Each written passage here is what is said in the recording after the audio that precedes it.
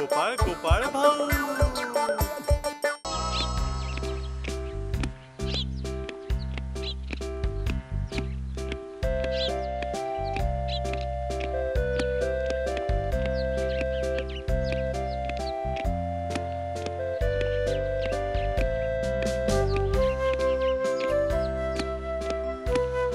सुप्रभात महाराज. काही सांगायचं आहे का? महाराज, आज तुम्ही महाला शेजारील तलावात आंघोळीसाठी जाणार असं म्हणाला होता. हो, नक्कीच जाणार आहे, पण त्याआधी गोपाळ भाऊला येऊ दे. मी आलोच महाराज. माझ्या टकलावर चकचकीत तेल लावून आणि खांद्यावर पंचा घेऊन अगदी वेळेत पोचलेलो आहे मी महाराज. तर मग चल. अच्छा गोपाळ भाऊ, तुला अजूनही पोहायला येतं की नाही? की जसजशी ढेरी वाढली तसतशी पोहायची कला सुद्धा वारली की काय? महाराज, तुम्ही पण ना खूप भारी विनोद करता. एक लक्षात ठेवा हा, ढेरी जितकी जास्त तितकं पोहणं जास्त. अरे, ढेरी आणि पोहण्याचा काय संबंध आहे? अरे बापरे, इतकंही माहिती नाही का? ढेरी म्हणजे हवेने भरलेला फुगा. माझ्या या मध्य प्रदेशात एवढ्या मोठ्या हवेने भरलेला फुगा आहे की मला पाण्यात बुडवायला कोण धजावत सुद्धा नाही. फक्त ढेरीवर विश्वास ठेवून पाण्यात पडून राहायचं आहे आणि अधूनमधून हात पाय हलवायचे.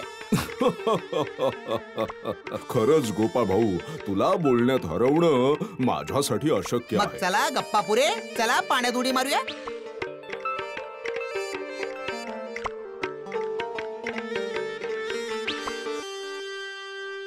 चल गोपाळ भाऊ, आधी तू उतर खाली. ठीक आहे ठीक आहे. अरे बापरे, किती खोल आहे. काय झालं गोपाळ भाऊ? पाण्यात पाय टाकल्या टाकल्या पायाला कचकच चावायला लागले. अरे, कुणी चावायला सुरुवात केली तुला? मासे महाराज. हा तुमचा तलाव तर माशांनी भरलेला आहे ना महाराज. असं आहे का? मग लगेच वर ये बघू. आता पोहणं रद्द का? नाही नाही नाही नाही, त्यापेक्षा चांगलं आपण सगळे मिळून एकत्र मासे पकडूया. पहार येतात. आज्ञा असावी महाराज. ऐक, धावत धावत जा आणि राज्यसभेतल्या सगळ्यांना कळवून दे. सांग की आज राज्यसभेला सुट्टी आहे. सगळ्यांनी मासेमारी करण्यासाठीचा जो आकडा असतो तो आणि चारा घेऊन या. जशी आज्ञा महाराज. जा गोपाळ भाऊ, आणि मासे पकडण्यासाठी लागणारे सगळे सामान घेऊन पटकन ये. आज मासे पकडून सगळ्यांना आश्चर्यात टाकून देईल मी. काय हो, तुमचं माशांच्या चाऱ्यासाठी मसाला कुटून झाला का? हो झाला. निघतो मी. आज मी मुंग्यांच्या अंड्यासोबत मैदा मळून उत्तम चारा तयार केलाय. चल बायको, निघतो का मी? भरपूर मासे पकडून आणा हा, बरं का? हो हो, चल निघतो.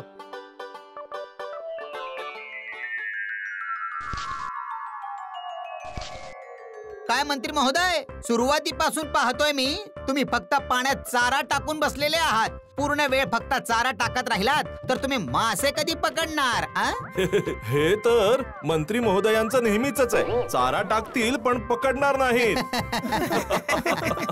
हे बघा महाराज, मासे पकडण्याच्या आधीच गोपाळ भाऊ आणि सेनापती माझी अशी चेष्टा करत असतील तर मग मी काटा घेऊन निघून जाईल महाराज. शहाण्या बाळाला राग आलाय, पकडणार नाही मच्छी. गोपाळ भाऊ आणि सेनापती दोघे करतायत मस्ती. आता तर मी जातोच. अरे बसा बसा खाली. थोडीशी चेष्टा केली, त्यात एवढं रागवायचं काही कारण नाही. महाराज असे मासे पकडताना कानाजवळ एवढी बडबड करत असतील तर मासे कसे पकडले जातील?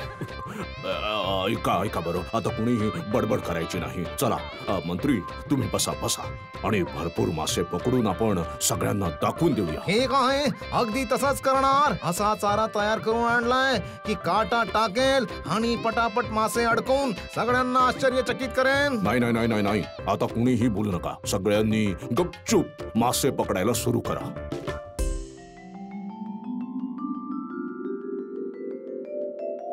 काय ग दासी, मी देवळातून पूजा करून परत आले तेव्हापासून तुमचे महाराज कुठे दिसत नाहीयेत. कुठे गेलेत ते? महाराणी, तुम्हाला माहित नाहीये का? महाराज तर त्यांच्या साथीदारांसोबत राजवाड्याबाहेरच्या तलावामध्ये मासे पकडायला गेले. काय सांगतेस? अरे देवा, महाराजांना पुन्हा मासे पकडायचं वेळ लागलं की काय? पण त्यात काय नुकसान आहे? तुमच्या लक्षात आहे ना, मागच्या वेळेस त्यांनी इतके मासे पकडले होते की आपण सगळ्यांनी छान ताव मारला होता त्यांच्यावर. हो हो, चांगलंच आठवतंय मला. ते ठीक आहे ग, पण अशा भाद्रपदाच्या उन्हात दिवसभर तलावावर बसले आणि तब्येत बिघडली तर सांभाळावं मलाच लागेल ना. तुम्ही विनाकारण काळजी करता राणी साहेब. बघा, महाराजांना काहीही नाही होणार. ऐक, आज स्वयंपाकात की नाही पुरी आणि शिरा करायला सांग. तयार झालं की तू स्वतः तलावाकाठी जाऊन देऊन ये. किती वेळ तिथेच बसतील माहित नाही. त्यांना जर भूक लागली तर? तुम्ही अजिबात काळजी करू नका. पुरी आणि शिरा तयार करून मी स्वतः तलावाकडे घेऊन जाईन.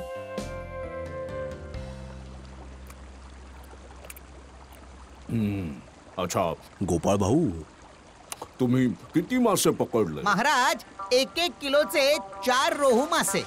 वाह सेनापती, तुम्ही किती पकडले? महाराज, मी एकच कटला मासा पकडला आणि तो निघाला 2.5 किलोचा. वाह, जसे तुम्ही धडधाकट आहात अगदी तसाच धडधाकट कटला मासा पकडलाय. राजवैद्य, राजपंडित. मी तर एक मासा पकडलाय. आणि मी 6 झिंगे पकडलेत. महाराज, तुम्ही सगळ्यांचं जाणून घेतलं, आता मंत्रीजींना सुद्धा विचारून घ्या ना.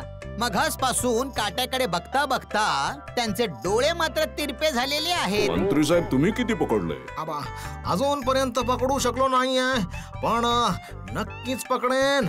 आणि एवढा मोठा मासा पकडेन ना की सगळ्यांचे डोळे विस्फाटतील. अरे अरे, हे बघा, काटा ओढल्या जातोय. अरे बापरे, अरे बापरे, मोठा मासा आहे वाटतं. अरे अरे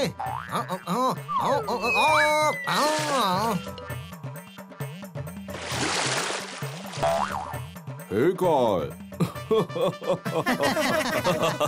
हे काय मंत्री महोदय, माशाच्या ऐवजी डोक्यावर बेडूक घेऊन पाण्यातून बाहेर आलात? डराव डराव डराव, मंत्री साहेबांच्या डोक्यावर बेडूक आलाय. अरे महाराज, थोडी गडबड झाली. अहो मंत्री महोदय, डोक्यावर माशांच्या ऐवजी बेडूक घरी घेऊन जाताय की काय? घरी तळून खाणार वाटतं बेडूक. लक्षात ठेव गोपाळ भाऊ, या अपमानाचं सडेतोड उत्तर देईल तुला.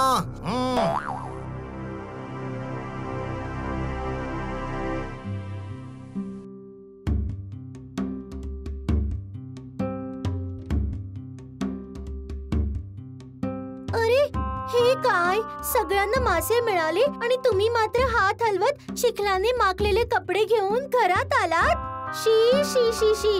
खरं सांगायचं तर ना, तुम्ही ना एकदम आळशी आहात. बसल्या बसल्या उगाच काहीतरी बोलू नकोस. तो गोपाळ भाऊ मासे पकडताना सगळ्यांच्या सोबत माझी इतकी चेष्टा करत होता ना की काय सांगू. एवढ्या आवाजात कोणी मासे पकडू शकतो का? अरे देवा, मग महाराज काही बोलले नाहीत का? महाराज काय बोलणार, ते तर त्याच्याच गटात आहेत ना. पण तू बघच आता, योग्य वेळ येऊ दे, मी त्या टकलू गोपाळ भाऊला असा धडा शिकवणार ना की तो आयुष्यभर फक्त आणि फक्त रडतच राहील. गोपाळ भाऊ, तुम्हाला मी एक काम देतो. कोणतं काम महाराज? बघितलं ना, माझं ते तलाव माशांनी कसं भरलं आहे ते.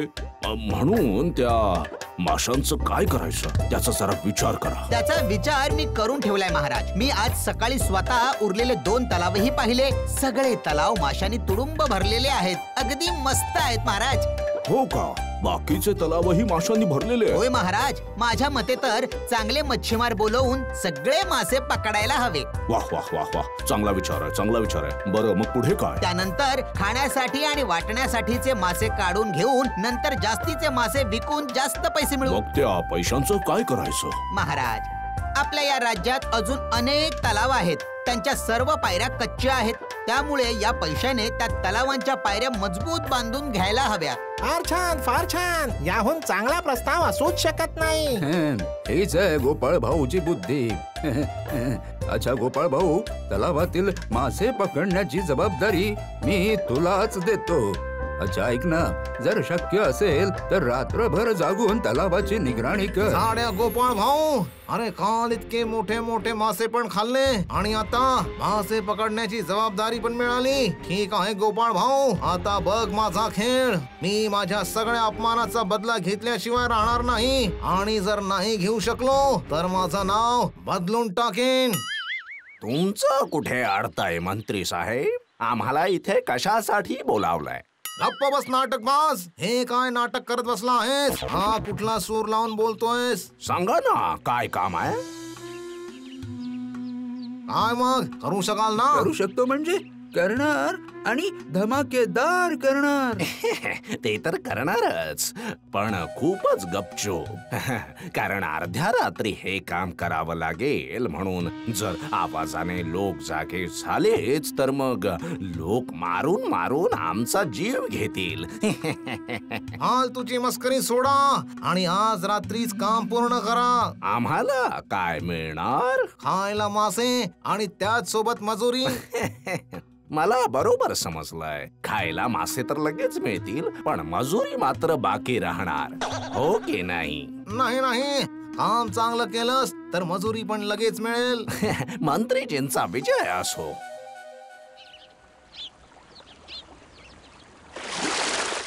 हे काय, जाळ्यात एकही मासा कसा नाही अडकला? महाराज, या तलावात एकही मासा नाही, म्हणून अडकला हे नाही. कसं शक्य आहे महाराज? काल तर तलाव माशांनी भरलेला पण होता. आता तर इतका वेळ जाळं टाकून ठेवलं होतं, पण एकही मासा अडकला नाही. तुम्हीच बघा. मग ते सगळे मासे गेले तरी कुठे? मला वाटतं काल रात्री चोरी झाली असावी महाराज.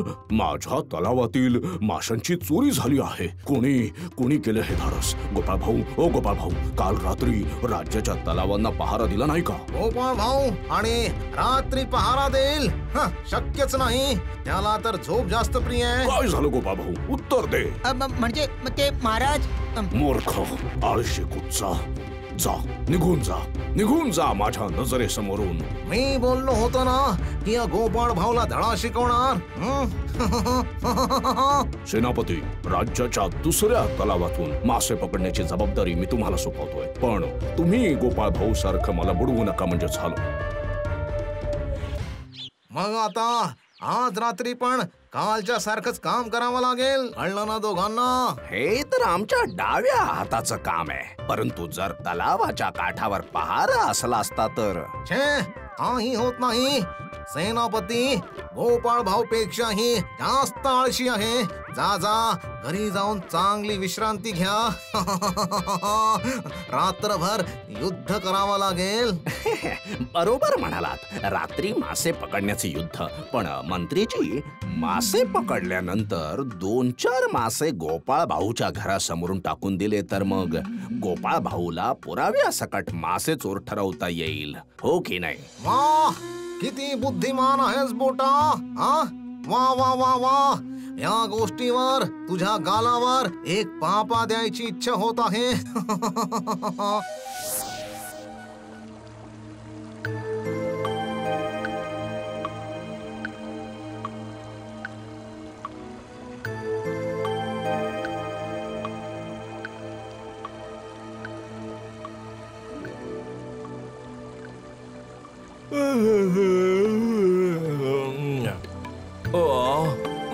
अरे देवा, झोपेमुळे डोळे बंद होत आहेत आणि इतका वेळ मासे चोर काही आले नाहीत आणि आता येतील असं वाटत नाही.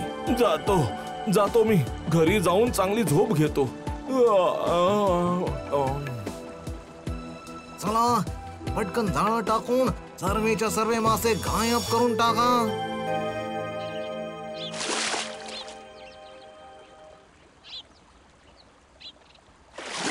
नाही महाराज, या तलावात सुद्धा मासे नाहीये. म्हणजे इथेही चोरी झाली आहे की काय? काय हो सेनापती, तुम्ही रात्री पहारा दिला होता ना? हो, दिला होता महाराज.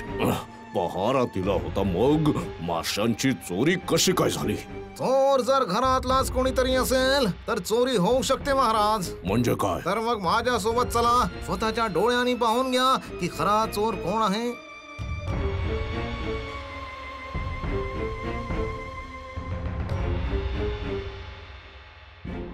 ते बघा महाराज, एक जोडी ताजे रोहू मासे.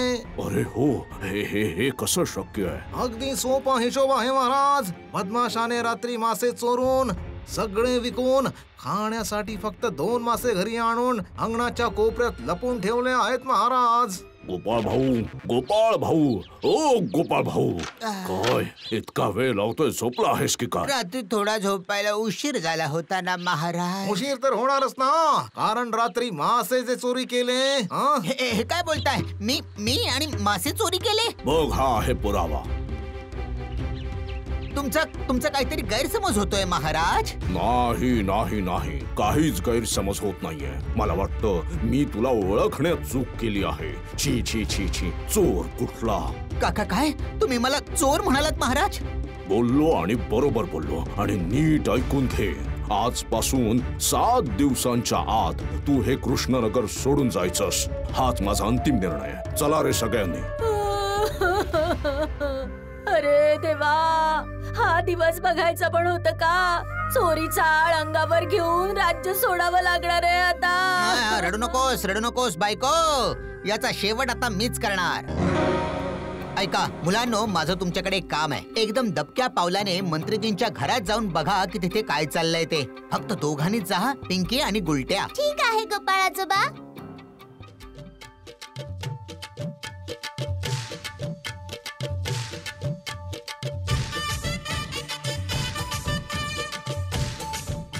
हा, किती दिवसांनी असे ताजे तळलेले मासे खातोय.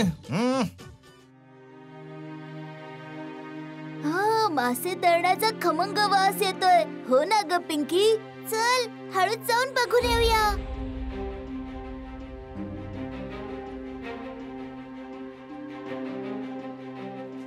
अच्छा, मंत्रीजी, महाराजांच्या इतर तलावातून उद्या मासे पकडायचे का? हो, ते तर पकडायचेच आहेत आणि त्याची जबाबदारी राजवैद्याला दिली आहे. मंत्रीजी, आज मासे चोरी करणं मला योग्य वाटत नाही. आज रात्री सुद्धा तलावावर पहारा तर असणारच ना? हो, पहारा तर असेलच, पण पहारा मध्यरात्री असणार. आणि म्हणूनच आपण संध्याकाळीच काळोख झाल्यावर मासे चोरी करून पळून जाऊया. अच्छा मंत्रीजी, गोपाळ भाऊला तर चोर ठरवून झालंय ना, मग विनाकारण मासे चोरी करून काय फायदा होणार? मूर्ख माणसं, मुद्रा नको आहेत का? तेही खरंच आहे म्हणा. खरं आहे तर मग नको ते प्रश्न करू नकोस. आणि आजही रात्री मासे चोरीचे महान काम तुम्हाला करावं लागेल, समजलात? हे विसरू नका मूर्खांनो. म्हणजे या सगळ्याच्या पाठी त्या मंत्रीजींची बुद्धी आहे काय? ठीक आहे, तर मग आज मी बुद्धीचा पलटवार काय असतो ते दाखवून देतो. दाखवाच आजोबा. त्या बदमाश लोकांना तुम्ही चांगलाच धडा शिकवा. आम्ही सगळे तुमच्या सोबत आहोत. ते तर असणारच आहे. आता काळजीपूर्वक ऐका, पुढे काय करायचंय ते. भूताचा वेश घालून तुम्हाला घाबरवायचंय. काय मग करू शकणार ना तुम्ही? हो, नक्की करू.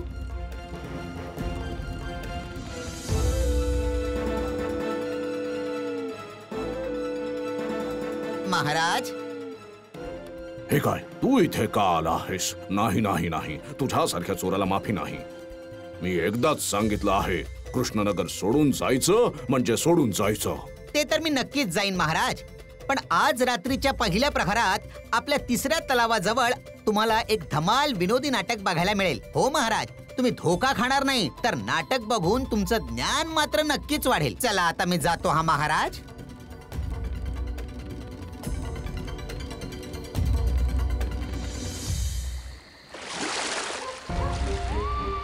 काय रे बदमाश मंत्री, तलावातले सगळे मासे चोरून घेतलेस, तर मग आम्ही काय खाणार? हा,